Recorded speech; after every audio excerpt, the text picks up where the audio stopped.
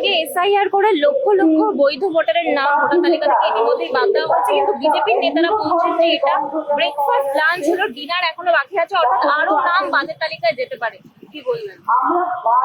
প্রথমত বিজেপি নেতারা তো প্রথম থেকেই চাইছিলেন যে মানুষের ভোটাধিকার কেড়ে নিয়ে তারা তাদের মনোমত মানুষদের দেখে ভোট করবে। সম্পূর্ণ অগণতান্ত্রিক একটা প্রক্রিয়ার ভেতর যেতে চাইছিলেন বিজেপি নেতারা। এরা যে কতখানি অগণতান্ত্রিক এবং অমানবিক এইসব কথাবার্তায় সেটা প্রমাণ হয়ে যায়। এখন সমস্যা হচ্ছে যে এভাবে তো ভোটে জেতা যায় না। ভোটে জিততে হলে সংগঠন দরকার, মানুষের জনসমর্থন দরকার। এই যে এসআইআর ওরা করলো, এই যে এত মানুষের নাম বাকি যে মানুষগুলো রইল ভোটার তালিকা, এরা প্রত্যেকেই কিন্তু এখন বিজেপির ওপর ক্ষুব্ধ।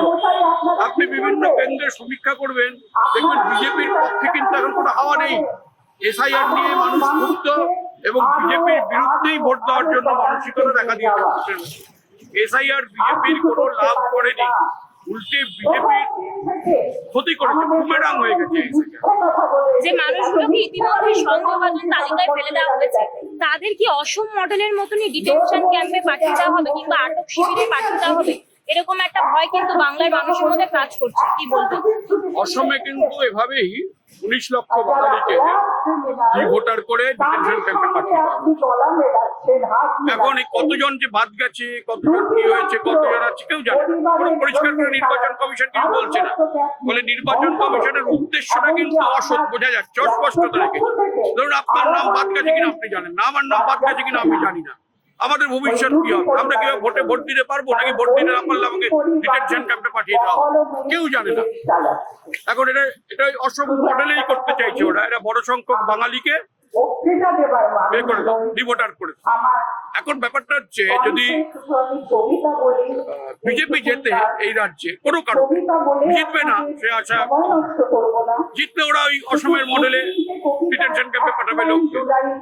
কিন্তু যদি বিজেপি না জেতে, তাহলে কিন্তু ডিটেনশন ক্যাম্পে পাঠানোর ওদের যে সেটা আর কিন্তু এসবের আগেও লড়তে হবে, এটা নিয়ে লড়তে হবে এবং সুপ্রিম কোর্টে যেতে হবে, বলতে হবে যে একজন বাঙালিকে, বৈধ ভোটারকেও ভোটার তালিকার বাইরে রেখে ভোট করা যাবে। যদি হয় তাহলে সেটা গণতন্ত্রের পক্ষে বিরাট ক্ষতি, গণতন্ত্রের সর্বনাশ হয়ে যাবে। তাহলে যেটা বিজেপি করতে চাইছে। একদম শেষ প্রশ্নে আসবো যে গতকাল মুর্শিদাবাদ রণক্ষেত্র হয়ে উঠেছিল রামনবমীকে ঘিরে। আমাদের বাংলায় দুর্গাপুজো হয়, যে কোনো পুজো হিন্দুদের উৎসব হয়, কিন্তু এরকম কোনো সমস্যার সম্মুখীন হতে হয় না। কি বলবেন? দেখুন, রাম তো বাঙালির উপাস্য দেবতা। অবিভক্ত বাংলায় 200 রাম মন্দির ছিল, এখনো এই বাংলায় প্রচুর রাম মন্দির আছে। এখনো গ্রামগঞ্জে গিয়ে দেখবেন রামচরিত মানুষ পাঠ করে বাঙালিরা। তো কখনো দেখেছেন এই বিজেপির আগে দেখেছেন এরকম হাতে অস্ত্র নিয়ে, বোমা বন্দুক নিয়ে, রিভলভার নিয়ে গুন্ডামি করে রামনবমী পালন করতে হয় না? তো কখনো হতো ভাই যে এত কিছু হয় বাংলায়, এত উৎসব হয়, দোল দুর্গোৎসব, এত কিছু হয়, কখনো দেখেছেন এরকম উগ্র কাণ্ড? হয় না। রামনবমীতে বিজেপি ইচ্ছাকৃত করে, বিজেপি এবং সংঘের লোকগুলো, সংঘের বিভিন্ন সংগঠনের গণসংগঠনের লোকরা, তারা গিয়ে সংখ্যালঘু সম্প্রদায়ের এলাকায় গিয়ে ঢুকে পড়বে, সেখানে হই হল্লা করবে, সেখানে দাঙ্গা বাজার। এগুলো হচ্ছে সম্পূর্ণভাবে একটা অশান্তির পরিবেশ সৃষ্টি করা, দাঙ্গা বাঁধানো, অশান্ত করা রাজ্যকে, আর একটা প্রচেষ্টা, মানে ঘৃণ্য প্রচেষ্টা। এভাবে রাজ্যটাকে অশান্ত করে তারা রাজনৈতিক ফয়দা লুটতে চায়। এবার রঘুনাথগঞ্জে করেছে, বাঁকুড়া পুরুলিয়ার কিছু জায়গায় তাণ্ডব করেছে, বীরভূমে কিছু জায়গায় করেছে।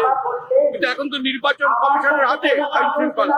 নির্বাচন কমিশনকে পদক্ষেপ করতে হবে, দেখতে হবে কারা করেছে, তাদের বিরুদ্ধে শাস্তি ব্যবস্থা নিতে হবে।